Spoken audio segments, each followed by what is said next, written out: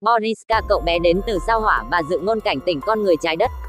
Boriska, cậu bé 10 tuổi đến từ nước Nga tự nhận mình đến từ sao Hỏa. Cậu có vốn kiến thức vô cùng phong phú, đặc biệt tinh thông lịch sử của sao Hỏa và trái đất. Những dự ngôn của cậu dành cho con người trái đất cũng khiến mọi người không khỏi kinh ngạc. Nhà vật lý học, thiên văn học nổi tiếng Hawking đã từng chia sẻ với các phương tiện truyền thông chính thức của anh rằng, cho dù cậu bé hỏa tinh Boriska có thực sự tới từ sao Hỏa hay không, thì những kiến thức về vũ trụ và thiên văn của cậu thực sự vượt quá sự tưởng tượng của tôi. Tôi tin rằng tất cả những nhà khoa học nổi tiếng trên toàn thế giới mới có được những kiến thức như vậy. Chúng ta không thể coi thường những ý kiến bàn luận về vũ trụ và những dự ngôn về thế giới tương lai mà cậu bé đã đưa ra. Cậu bé thần bí tự xưng đến từ sao Hỏa. Theo nguồn tin của các phương tiện thông tin đại chúng của Nga vào năm 2004, một cậu bé thần bí chưa đến 10 tuổi tự xưng mình đến từ sao Hỏa. Cậu bé có hai đặc điểm khác hoàn toàn với những cậu bé cùng tuổi. Thứ nhất, cậu có kiến thức phong phú khác thường về đủ mọi phương diện. Thứ hai là tinh thông các thuật ngữ chuyên ngành, lại có thể nắm bắt được một cách tỉ mỉ xác thực các tư liệu có liên quan tới vũ trụ, thậm chí thông thuộc cả lịch sử về sao Hỏa và trái đất. Cách nhìn nhận của cậu bé về trái đất, về nhân loại và tương lai thực sự làm người khác hết sức kinh hãi. Cậu bé hỏa tinh Boriska sinh ngày 11 tháng 1 năm 1996 tại một bệnh viện vùng nông thôn xa xôi ở phía bắc Volgograd của Nga. Cha mẹ cậu là những người tốt bụng, chất phác thật thà. Mẹ cậu tên Nadezhda, là bác sĩ da liễu cho một bệnh viện công, còn cha cậu là một sĩ quan quân đội. Bà Nadezhda nhớ lại, từ khi Boriska sinh ra xung quanh cậu xảy ra rất nhiều điều kỳ lạ. Khi cậu 15 ngày tuổi đã có thể tự ngẩng đầu và gọi hai từ cha ơi. Đến lúc cậu bé được 1,5 tuổi đã có thể đọc được những tiêu đề trên các bài báo. Và có một điều càng làm người ta không thể tưởng tượng nổi, đó là cậu bé có thể cầm bút và viết chữ Hán. Một ngày nọ, bà Nadezhda mang hai chữ cậu bé viết đi hỏi một vị giáo sư đại học và được biết đó là chữ Hán, và hai chữ này nghĩa là Trung Quốc. Bà Nadezhda chia sẻ bà và chồng chưa bao giờ học chữ Trung Quốc, và cũng không có ai dạy cậu bé. Từ sau khi lên 2 tuổi, cậu bé có trí nhớ siêu thường và làm người khác khó tin nổi về khả năng học hỏi nắm bắt những kiến thức mới. Mẹ cậu nhớ lại, đôi lúc tôi thấy thằng bé ngồi xếp bằng đả tọa, còn hùng hồn kể về thế giới, đều là những điều vượt quá sức tưởng tượng của chúng tôi. Boriska rất thích nói về sao Hỏa, về hành tinh hệ và những nền văn minh xa xôi. Khi ấy chúng tôi thật sự không dám tin vào những gì tai mình nghe thấy. Từ khi lên 2 tuổi, mỗi ngày giống như niệm kinh vậy, thằng bé đều bàn luận về vũ trụ, về những câu chuyện vô cùng vô tận ở những thế giới khác. Từ khi đó, Boriska không ngừng nói với cha mẹ mình rằng trước đây cậu từng sống trên sao Hỏa. Rằng trên sao Hỏa lúc trước đây từng có người sinh sống, bởi phát sinh đại tai nạn mang tính hủy diệt nên tầng khí quyển trên sao Hỏa hầu như không còn. Những người dân sao Hỏa không thể tiếp tục sinh sống trên đó mà phải xuống trái đất. Cậu bé hỏa tinh còn chia sẻ, khi đó cậu thường tự mình lái tàu vũ trụ đi tham quan trái đất, mục đích của cậu là nhận nhiệm vụ và chuyển sinh vào một gia đình ở phía Tây Trung Quốc. Tuy nhiên cụ thể nhiệm vụ đó là gì cậu không nhớ rõ. Cậu bé sao Hỏa nói lời chấn động, thánh nhân Trung Quốc sẽ cứu vớt thế giới. Cậu từng cảnh báo thế giới bằng những lời lẽ nghiêm khắc rằng, mối nguy hiểm lớn nhất trên trái đất là chủ nghĩa bái vật. Đồng thời cậu dự đoán rằng Trung Quốc có một sứ mệnh đặc biệt, hơn nữa còn tiên đoán, một thánh nhân Trung Quốc sẽ cứu vớt thế giới. Cậu bé người Nga Boriska Kiprianovich tự xưng đến từ sao Hỏa.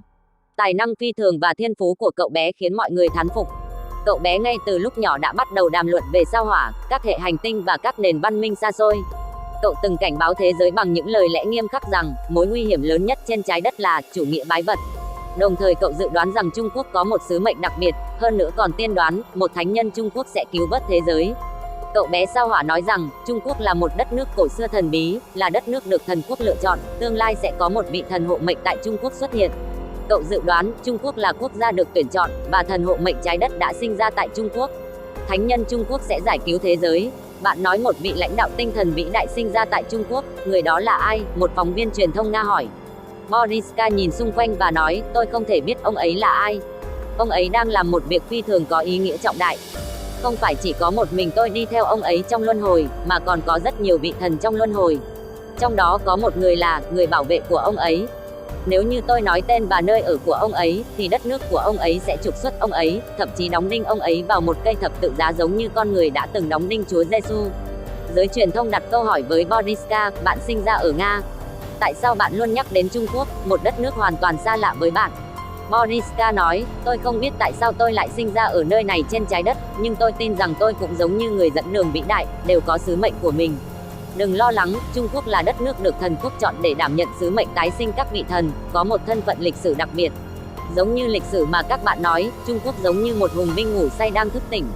Ở nơi đó, vị lãnh đạo tinh thần đã được sinh ra và không ngừng phát triển mở rộng, Ngài là người dẫn đường vĩ đại của ánh sáng.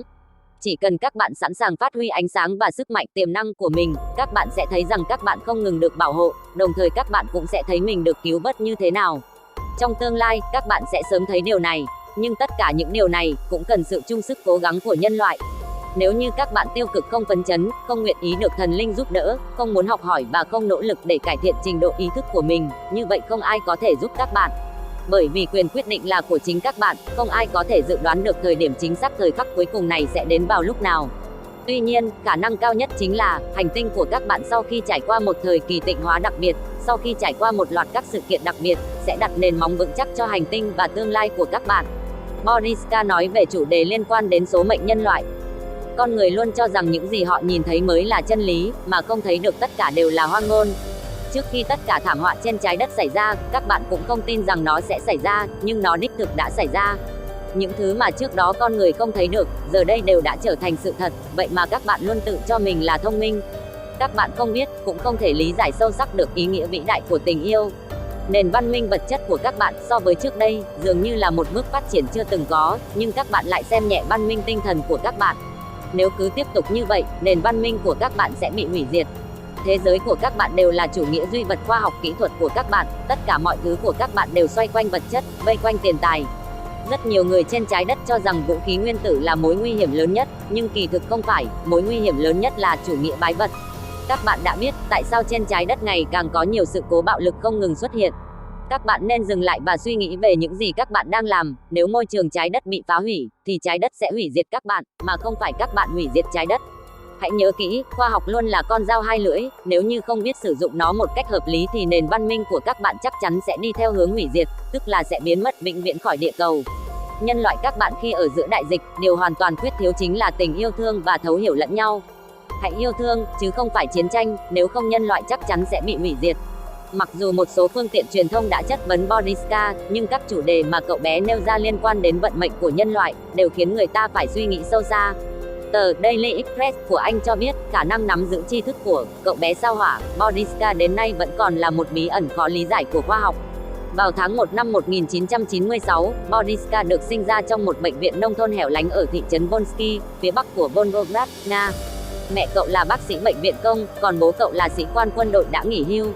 Mẹ của Boriska mô tả, cậu bé 15 ngày sau khi sinh đã có thể ngẩng đầu, vài tháng sau đã biết nói, 1 tuổi rưỡi đã có thể đọc hiểu các tiêu đề trên báo chí, 2 tuổi đã có thể biết đọc, viết chữ và vẽ.